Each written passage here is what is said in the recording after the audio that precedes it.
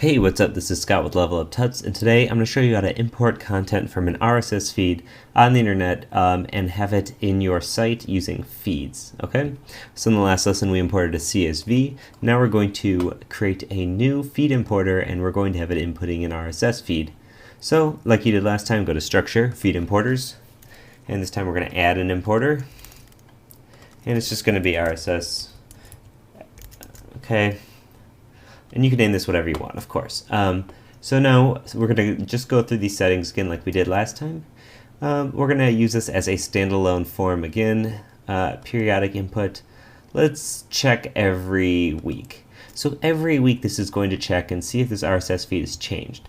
I know the RSS feed I'm using is from a friend of mine, Devin Kerr, his website, so I know he doesn't update it that often, so I might as well check it every week, and that way I don't have to worry about it running all the time. However, if you're taking from content that runs or updates much more frequently, you can have it update as often as possible if you'd like. Okay, and we'll click Save here. You can also import on submission, so that you can click Import and it's going to create those nodes, which we'll leave checked. And we're going to have this be an HTTP fetcher, download content from a URL. Okay, we'll leave that be. Settings. Auto detect feeds. No, we have the RSS feed right here, so we don't need it to auto detect. Okay.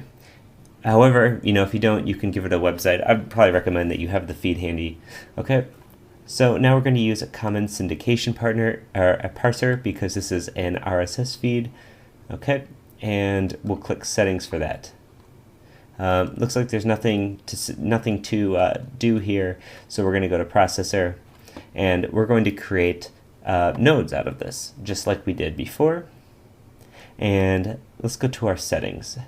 So we're going to want to update existing nodes. We're going to import this as plain text, and we'll just have this be feeds again, just so we can say.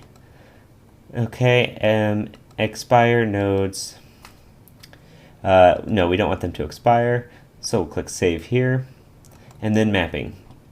So I'm going to use this mapping here, and I'm going to say the title is going to be mapped to our title. We'll click Add, and we want these to be unique, but we'll get to that in a second. And then description, I'm going to set that to the body, and we'll click Add. Okay, and now I'll click Unique Target, because we have to save here. Save. Okay, so now we have our feed set up. Now it's the fun part again. We get to import our feed. Okay, so let's go to your domain /import. Okay, and now you see our new feed here. We can click RSS, and I'm just going to put in the path to our feed. So you can copy that, put the URL in here, and we can click Import and see what happens. Okay, here's the progress bar. And as you can see, it created 10 nodes.